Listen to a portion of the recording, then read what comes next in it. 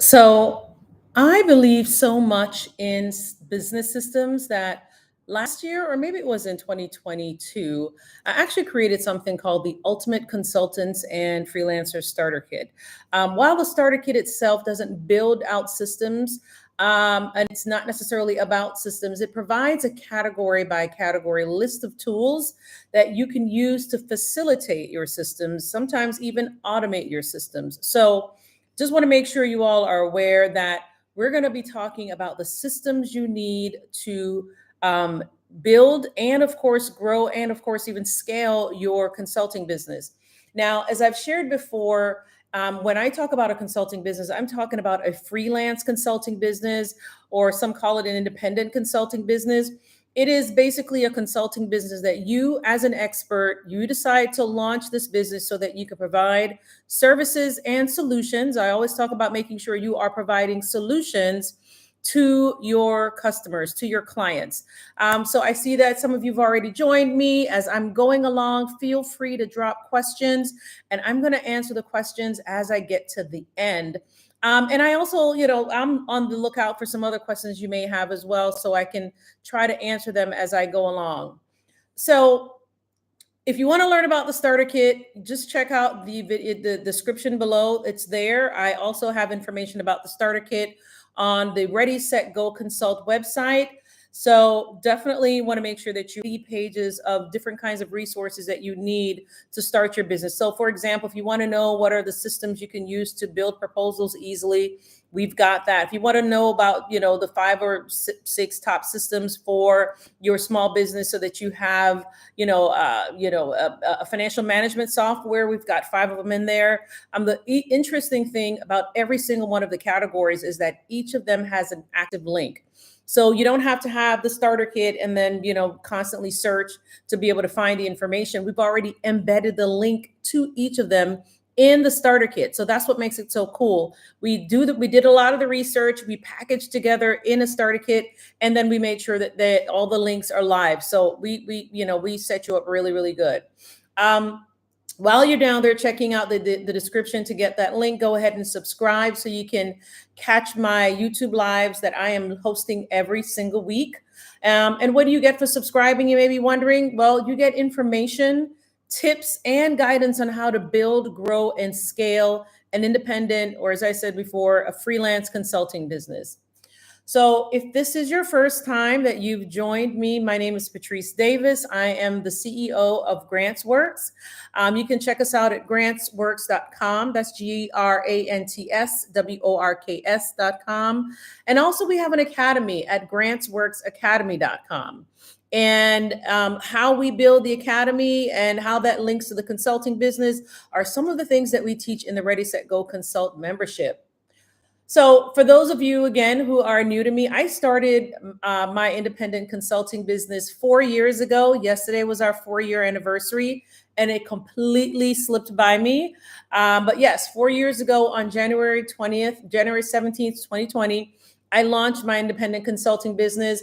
And I use what I learned from my experience and some of what I'm also learning from my business coach and even my executive coach to help you know how to build, grow, and even scale your own independent consulting business. So just want to make sure you're clear about that. I help new or aspiring consultants consistently attract clients, generate more revenue, accelerate the growth of their businesses by helping them build fundamental frameworks and systems, right? So it shouldn't be a surprise that I'm here talking about the systems you need in your consulting business. And I help you gain the confidence that you need to stand out and be a thought leader. Because as I said before, if you watched a video that I recorded maybe about a month and a half ago, being a thought leader is a non-negotiable, right? And I help you build the plane while I'm flying at chaos. So that's what I do. And I do it through Ready, Set, Go Consult, the membership. And I'll tell you more about the membership, but I first want to focus on why you're here, right? You are here. Thank you. So thank you so much for the anniversary greeting. I appreciate it. I'm telling you, I didn't realize it until today. So from now on, I'm going to put it on my calendar so that I don't forget it anymore, because I do think that as a company, we could have done something and it just completely slipped by me. So I typically ask one of my team members to put big things like that on our calendar, staff birthdays and stuff like that. I completely forgot to put the company's birthday on the calendar. So thank you for that anniversary greeting. I appreciate it. So you have all heard me talk about building an operational structure, or maybe if you caught some of the other things I've shared online, on Instagram. I'm always talking about an operational structure. I'm a task oriented kind of person. I need to be able to look at a big objective and I need to break them down into little pieces, right? I need to be able to understand task one, task two, and then figure out maybe by the time we get to task seven, this is when I bring in this team member, or this is when I employ this particular system. And maybe by task 11, I start, pulling in this particular application that'll help us get to task 50. So I'm always, and even the work that I do as a federal grant consultant, and many of you who are also consultants, you know enough about your industry, you have the expertise, you're able to look big picture at what's happening, what your client is trying to solve, what's their business objective, what's their pain point, and then probably able to break that down into little steps that they need to take in order to solve the problem, or you're used to breaking it down into little steps to be able to understand the extent or the depth of the problem, right? So many of you are already thinking in terms of breaking things down from the very large whole into more manageable pieces. So think of an operational structure as the very same thing, as your system as the very same thing, right? Now, I've also had to differentiate between an operational structure of a business and the organizational structure of a business. So I want to make sure I differentiate that here. So businesses organizational structure, that's not a surprise to anyone. We know what that is, right? We've seen the org charts. The org chart just basically is a graphic representation of the business's organizational structure. And so it's how the different positions, roles, responsibilities are structured within a business.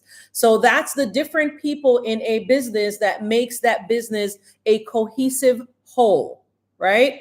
So we've seen some, I'm sure, we've seen some really, I would say complex organizational structures. Not only do they show you all the different positions, roles, and responsibilities, they show you how they are linked, right? So in a certain kind of business that has more of a centralized org structure, you can even the graphical representation actually should show you even the way that things are structured within the business, not just the people that make up those various structures.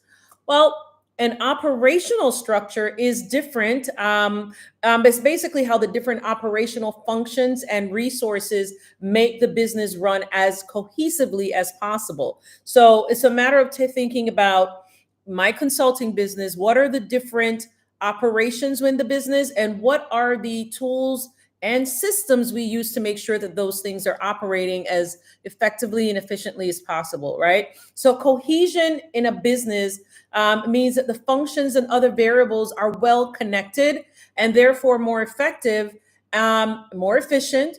And if the product or service you're offering is something that's in demand and you've refined your target market, it should also mean it's going to be a more profitable business. Okay.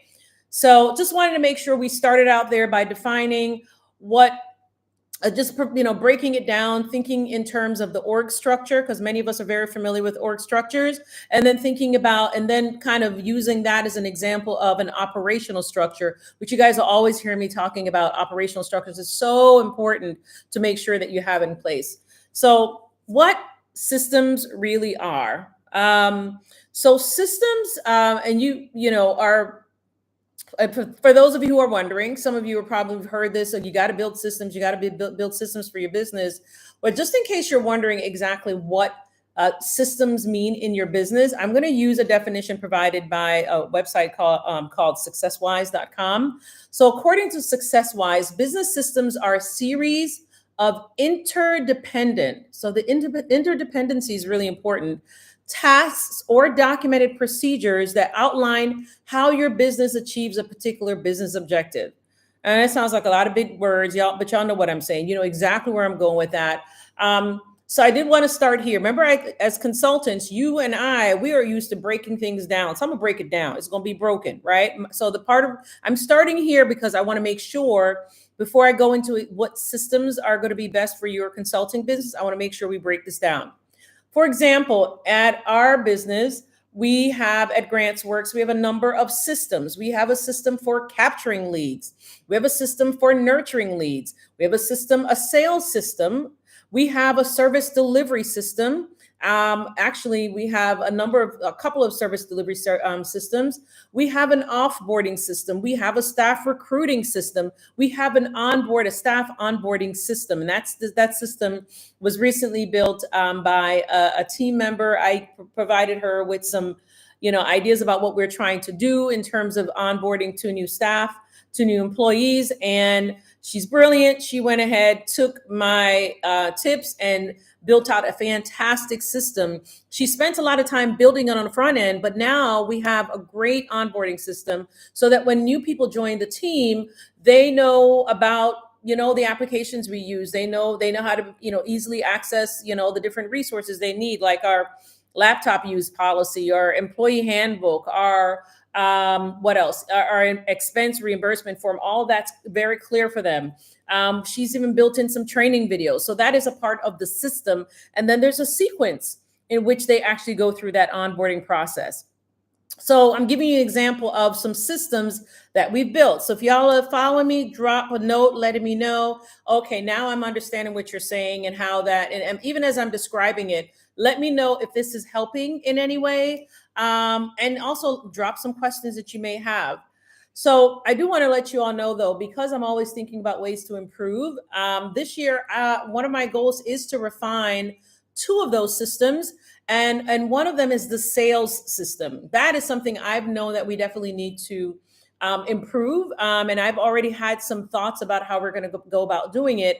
And so now it's a matter of finding the expert to basically use a tool we already use.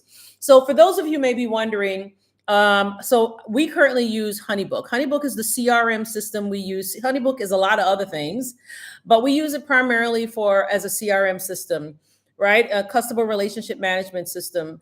And it helps it's a core part of our lead gen system, and it is linked to a couple other applications that we use for lead nurturing. HoneyBook is currently being underutilized at my company. So my goal this year is to figure out how we can not figure it out, right? I already know how we can do it. It's a matter of making sure we hire someone to be able to do it for us. We're making sure that we prioritize enhancing the sales system using an application that has way more than the capacity that's needed to be able to do that. So I'm giving you an example of a tool we use for managing customers, whether they are managing leads, and of course customers once they come into the system. The cool thing about HoneyBook is that it's a part of our offboarding system. So it's just a really great tool, and giving you guys an example of a system we use that I definitely want to refine this year. So just want to make sure you guys are thinking about that. So another thing about the systems I mentioned, right? Our lead capture system, our lead nurture system, our sales system, our service delivery system, offboarding, staff recruiting, and even a staff onboarding system, is that I've taken the time to build them over the 4 years I've been in business. So, but I learned about these little by little, right? Oh, I would hear from this person, hey, this is a great way to make your onboarding process more efficient. And then I would learn little by little. And then thankfully I had the team to help me put it together. But you're learning here on this YouTube Live that these are the systems you should have in place. Give yourself time to actually put some of these in place if none of them already are in place. So just want to make sure you guys don't think, oh, I should have this right now in my new business. If you're new in your consulting business, what you're learning at this point, depending on let's say you're in year one, you're learning how to refine your sales message. You're learning how to best communicate, how you can serve your clients. You're learning What are the templates you want to have at the ready, right? What templates will you use for your proposals? What are the templates you'll use for the big proposals that you send in response to RFPs? Or you're learning how best to communicate, when a prospect reaches out to you, and when you're onboarding a client. So you're still learning all the little things to make sure that your service delivery is, you're basically putting all those pieces together. So the point I'm making is, as you're learning and as you're building all of these things, think about ways that you can do them more efficiently. What tools and applications already exist to streamline that process for you and even automate that process? Okay. So just want to make sure you understand this is something you build over time. So if you don't have it already, don't beat yourself up. Now, what we're going to talk about, and I'm looking for any questions just in case you guys have any, is how having a lack of effective systems is holding you back. All right. So, and, actually thinking about ways that having a system, when we talked earlier about, the fact that I've actually built these systems over time, it's because they help you actually save more time and earn more money. And that's part of the reason why I wanted to make sure that we talk about time and money. Those are the things that we definitely all want more of, right? More time and more money. And so having an ineffective or having no system at all is costing you more time, and it is reducing your access to greater revenues and therefore greater profits. So when you don't have a system, then you become the only one that with the knowledge about how you do what you do, right? So you're a solopreneur right now.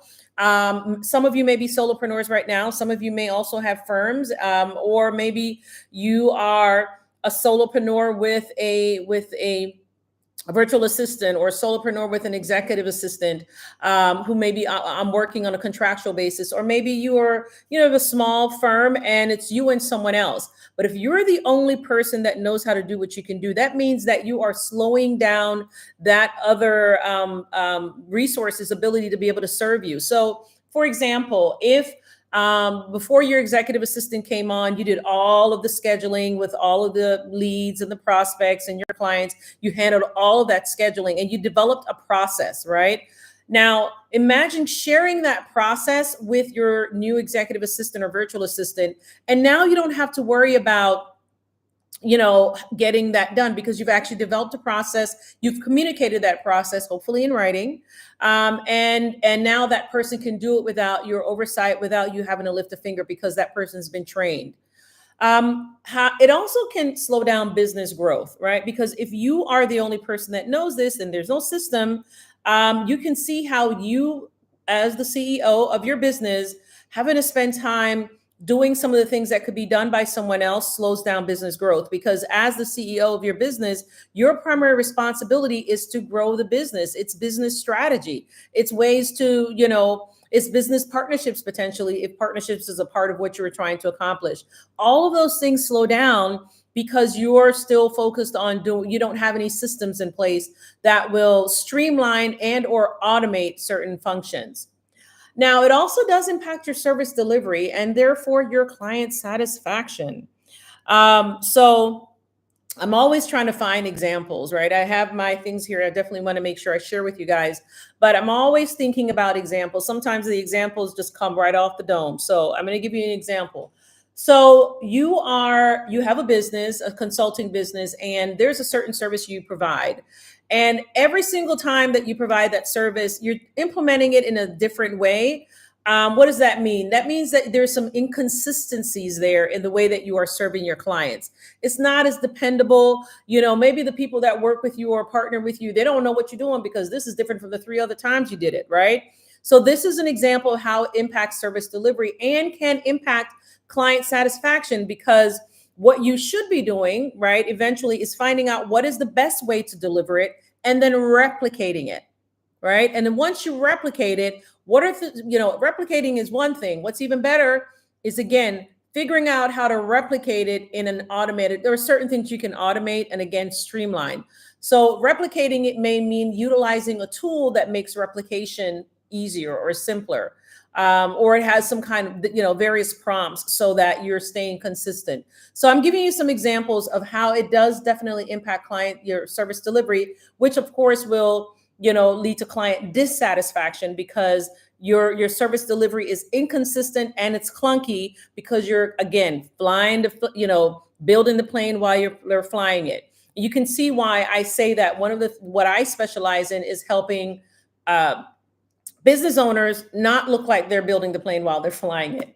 It also limits your ability to scale the business, right? If there's no process in place, therefore no business systems in place, then it's harder to scale the business.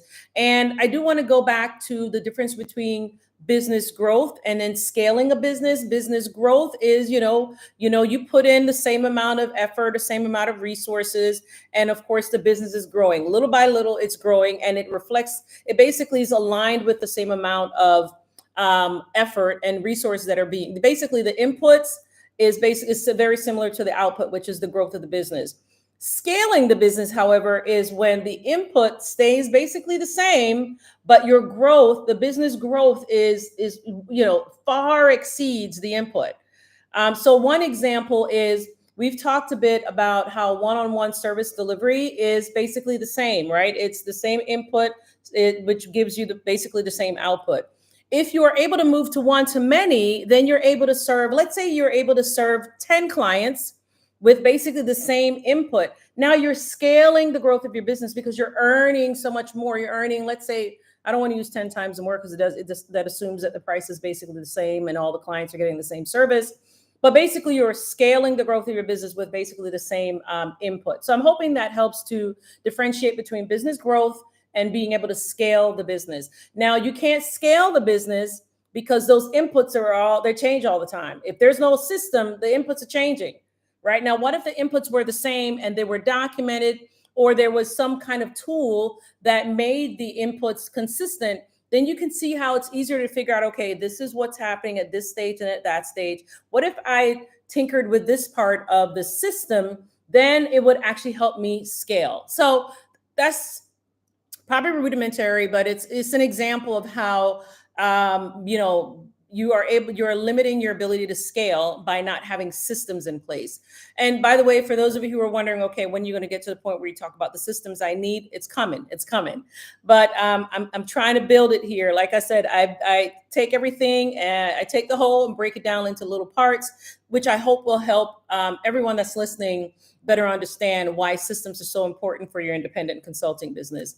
I've already talked about inconsistency, and it does, like I said, lead to inconsistent services, inconsistent communication, even inconsistent processes. So, for example, when a prospect comes to our website and they fill out the form, say because maybe they want a free consultation, they automatically receive a communication from a system that we have set up, and that system uses the same language every time. Now, there are times when I will look at the language and I'll update it to better reflect something that's happening in the company. But whatever that update is, that means that updated language is going to everyone after I've made that change. So that communication is consistent. The way that they request an initial consultation is a part of a system. And then, even as I said, the communication, the initial communication, and certainly even the communication they get afterwards is the same. So, for example, that initial communication says, this is what you need to do next, and then do that. And all of that is happening in the background while my team and I are still working on current clients. Some of the things that are happening in the background is there's a nurturing sequence that's happening. So there are communications that are going out to this prospect before we even get a chance to meet. And that's all a part of a system. So I'm hoping I'm helping. Drop a comment and say, okay, now I get what you're saying, or, this is as clear as mud. I'm open to all kinds of feedback, so let me know.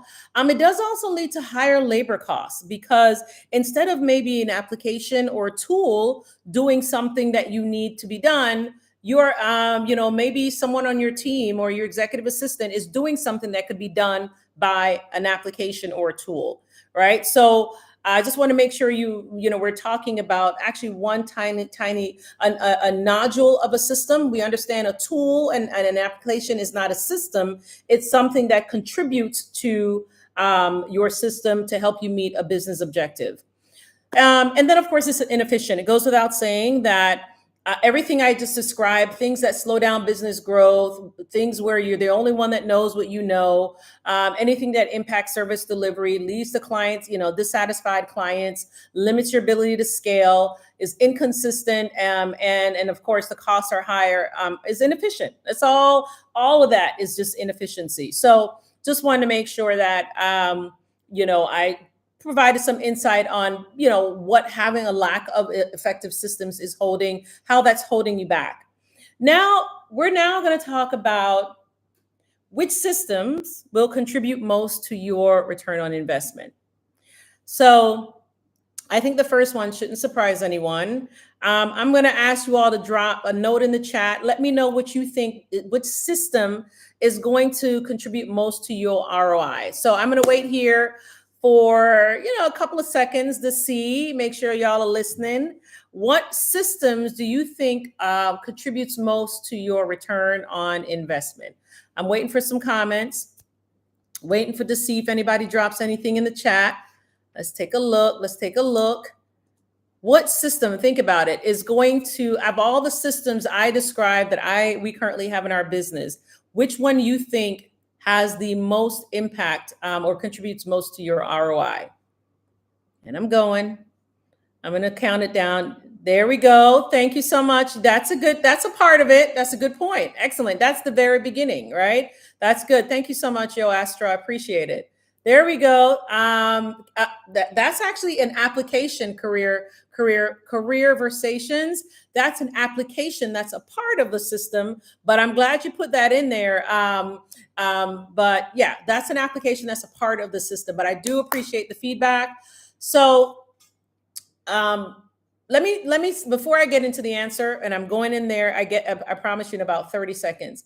So one of the services we offer to our clients is writing policies and procedures, right? You're a consultant, you know why this is important, right? So I'm not talking to people that don't know their stuff. Y'all know, y'all have experience, expertise, what I call your SEEK. You've got skills, expertise, experience, and knowledge. So policies and procedures are important in any organization. Some of y'all came from corporate, maybe you came from nonprofit, whatever places y'all worked, y'all know them PMPs are really important, right?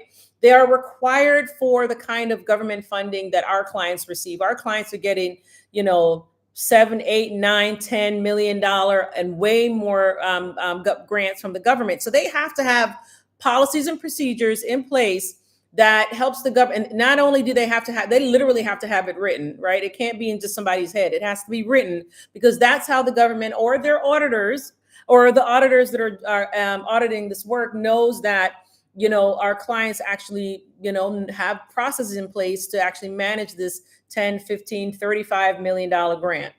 So creating systems for my business wasn't a hard sell when my business coach, because I didn't even think about this as a business owner, as a new consultant. Oh, I got to have systems. All I've been thinking about is how to serve my clients. I got to actually have systems in place. So just want to make sure you all are aware. I learned this, and as a result, I'm teaching you all. I'm sharing this with you all. And so I also, of course, knew I was going to need a business system. I'm going to share one story. I always tell the story of how uncomfortable I used to feel when a business prospect showed up in my inbox. Hi, I'm so-and-so. I'm with so-and-so county government. We would love to be able to speak with you about so-and-so services you have to offer. I can't respond because I'm so knee deep into, or up, I would say neck deep into delivering a deliverable, right? Or preparing a deliverable for one of our existing clients. So what would happen? 1-2 days would go by and I finally get a chance to respond. So I'm not able to respond in a timely fashion. Some would say, well, why don't you just stop and respond? Well, that takes me away from some of the deep dive work that I have to do for our clients. And so, for some of you who can relate, you understand that you can't constantly stop, right? To respond to something, you've got to just kind of keep going, especially when the work is so tedious and you got to make sure that all the T's are crossed and all the I's are dotted. You can't half step. You really have to just do the work. But I do remember as a solopreneur, before I hired a team, feeling very uncomfortable about that. And that's when I realized I started kind of getting an inkling there's got to be an easy way, right? But it wasn't until someone, again, a business coach said to me, you need to have a system in place so that this is happening while you are doing the work. So I'm sure you all can see how, even in that minor example, how not responding in a timely manner could actually lead to lost sales. So to answer your question, the system that contributes most to your ROI is your sales and marketing system. So I'm going to ask all of you, the ones that that are here, what do you currently have, what you would consider an effective marketing and sales system in place? And if you do, what is it? And as a reminder, a system isn't an application. An application is a part of the system to help you meet that objective. So, for example, career conversations, you mentioned having Calendly, right? Calendly is a key part of the lead gen system. I would say lead, not necessarily lead gen. It's actually a part of the lead capture. Let's use it that lead generation is what gets the lead to our website. How are we generating leads? All right. Lead capture is how we take that lead from being just someone that's on our site to someone that's now engaging the company. And so Calendly is a part of a lead capture system. That whole lead capture is all a part of an overall system, right? It's a part of a system. And there's a marketing system in place that gets that lead to my website to begin with. You understand what I'm saying? So it's all, interconnected systems, as I described earlier in the video. So yeah, and I'm sure you understand why it's clear having a marketing and sales system can contribute to your return on investment. They lead to more leads, pun unintended. They lead to higher conversions. If your sales and marketing system is tight, right? So once they come to your website, that means that your website needs to be doing some work, right? They need to know easily where can I click to be able to engage them for a free initial conversation. If they got to hunt around to find how they can schedule a free initial consultation, your website's not doing its job. Okay, so you want to make sure that when they come to your website, you're communicating quickly who you are, what you do for them, and then how they can engage with you so that you can help them solve the problem. So you see how your website is a tool to facilitate that entire system. All right, and then so leads, conversion. So your website should be you can always find out ways how you can make your website a website that facilitates conversions. And one of them, again, is making sure you have well-placed calls to action. So for example, if you go to the grantsworks.com website, I'm not saying my website is perfect, you'll see at the very top, book a free consultation. All those calls to action are well placed throughout the website as you scroll down. But the most important, of course, is before a person even has to scroll down, you'll see that there are calls to action before they scroll. And then there are other things that we have that help capture them so that they're now a part of another system that we have built in the background. So again, your marketing and sales system contributes the most, to your ROI, because again, they lead to more leads, higher conversions, and therefore more revenue and hopefully larger profit. If you're bringing in, if you're selling enough to be able to cover your costs, making sure that it's one of the ways, of course, that you can guarantee larger profits. To keep those expenses low, make sure you increasing those sales, you'll get those larger profits. Another system that contributes to your ROI is your client delivery system. So I mentioned before, we're going to do away with the clunky delivery systems, right? This is something that came innately to me. I didn't know about leads and the lead gen. I didn't know any of those things. That didn't come innately. What did come innately to me is I knew early in the business that I needed to have something that was going to make the client's engagement process and the client service delivery, as streamlined as possible. I think, again, coming from the work that I do and the just deep analysis I had to do in my previous career, I knew I needed to make and I'm also used to using project management. Oh, I forgot. The real reason, I forgot. This is a real reason. My career early in my career, I worked in advertising and I also worked in marketing.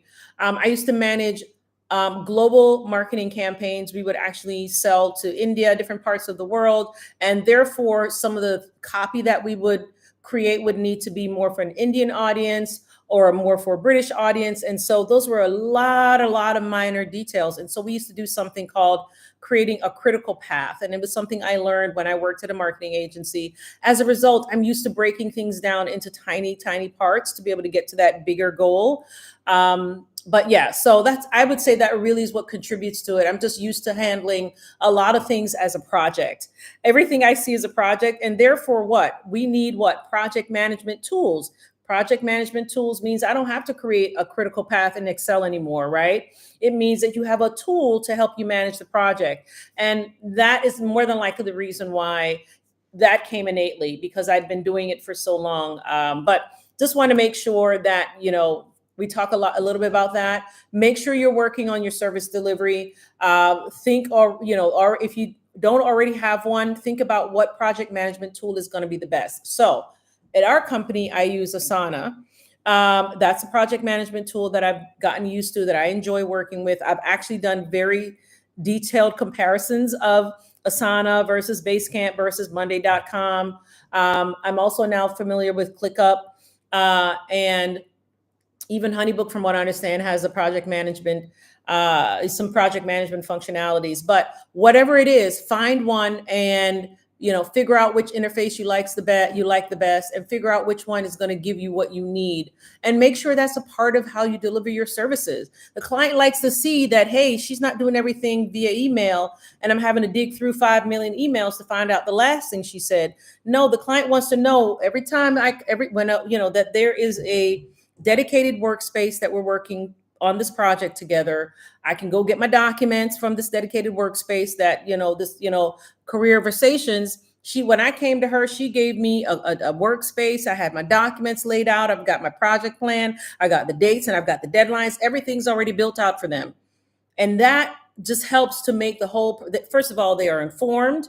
The information is shared in a container that has their docs, maybe the consulting agreement, whatever it is that you're working on. All of that is contained in a tool, and then that tool helps you manage the project. And do you see how doing that ensures that your service is consistent? And quite frankly, it sets the expectations, right? They come in knowing, oh, she takes her business very seriously, because she's done all of this, and all of my resources, everything I need for this engagement's already set up in this system. Again, that project management tool is a part of a system. One of your business objectives is to always have the best customer service. So that's the objective, right? That tool helps you meet the objective. That tool is a part of a system. So just, again, connecting the dots.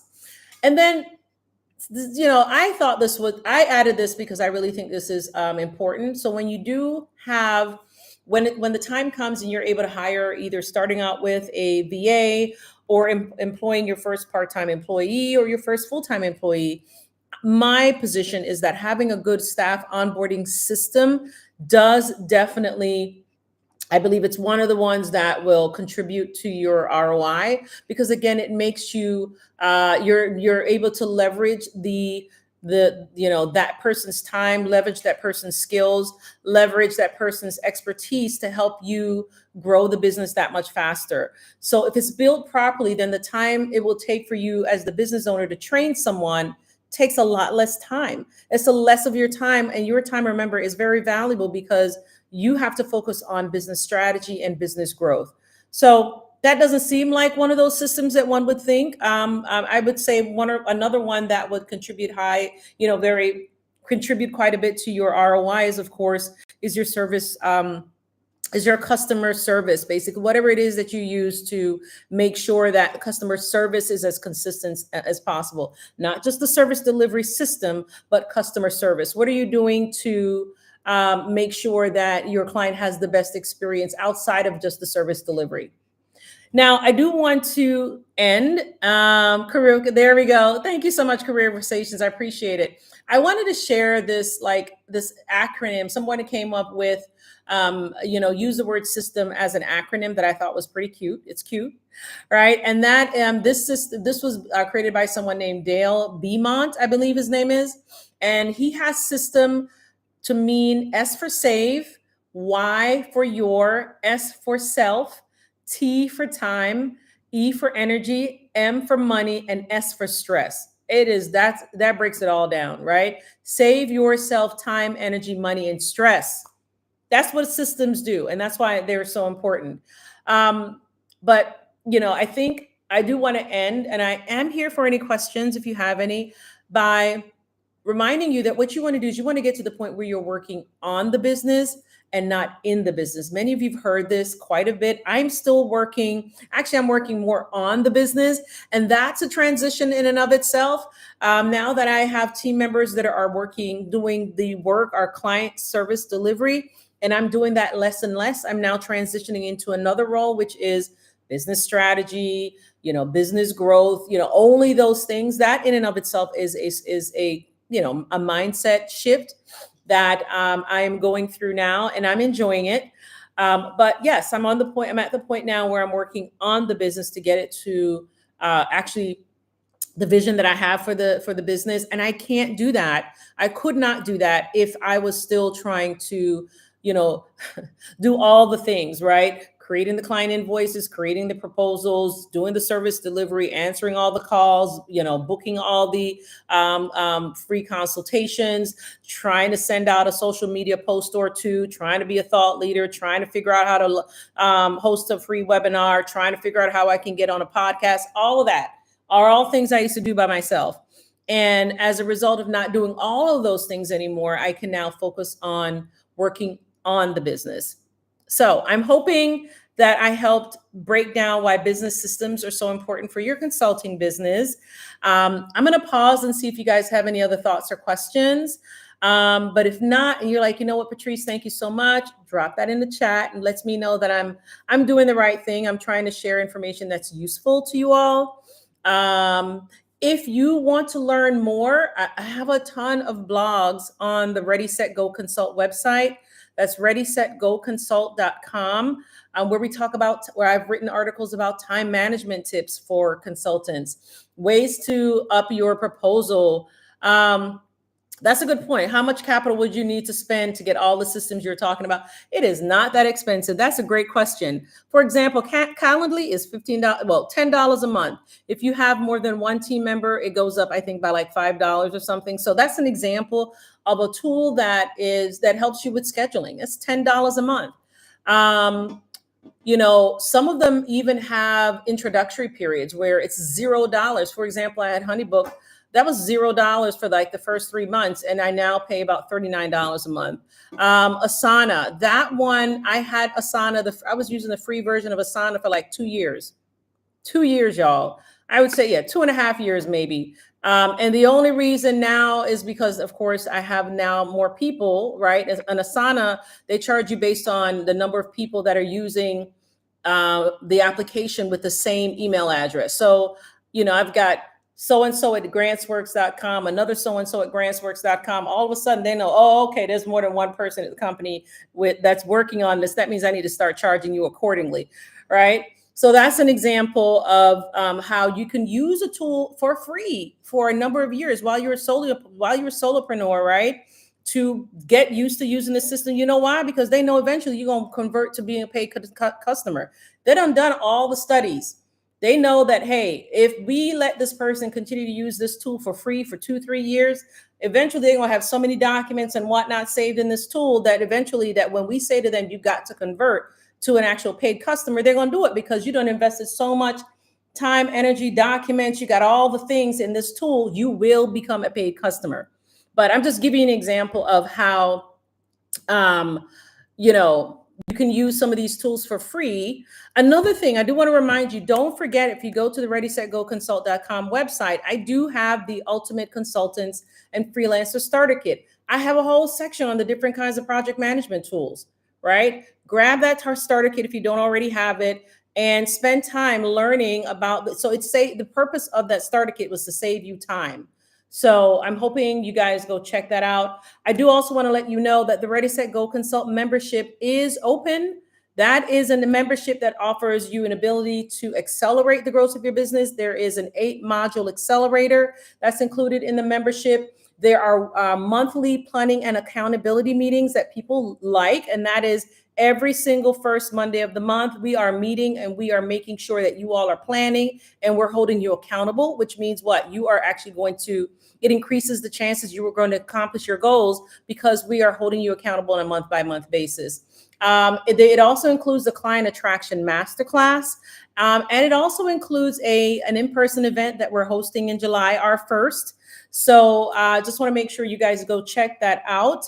And you can join the membership at a monthly level, quarterly level, or the annual. And it is a 1-year membership. And of course, once you become a member, it doesn't mean that you're fully committed for the year. You can, decide that, hey, I want to exit the membership. But just want to make sure you guys are aware of that. Go to readysetgoconsult.com and you can learn about the starter kit and the membership. So, Yo Astro, thanks for coming back. I appreciate you coming back this week. And I'm glad you asked the question about how much capital you need. Yeah, some of these tools, very little cost or no cost because they want to reel you in. Okay. So I hope I helped you all. Any other questions? I'm going to hang around for like another 30 seconds or so. Come back next week. Next week, I'm talking about, let me see, what am I talking about? I forgot what I'm talking about next week. I think it's about the different ways you can earn money in your consulting business that is not just service delivery, right? So there are ways that I earn money in the business that's not just tied to service delivery. I believe that's what I'm talking about next week. If not next week, it's the week after that. And maybe next week is something else. I can't remember what it is next week, but come back. We're going to send out reminders. So if you're not on the Ready, Set, Go Consult mailing list, join the mailing list because every week we send you a reminder. Hey, I'm going live today. Here's the link to join me. And it typically includes what the topic is. So if you're not on the mailing list, please join. Thank you, Yo Astro. So glad you joined. I appreciate it. Have a good night, y'all. Take care.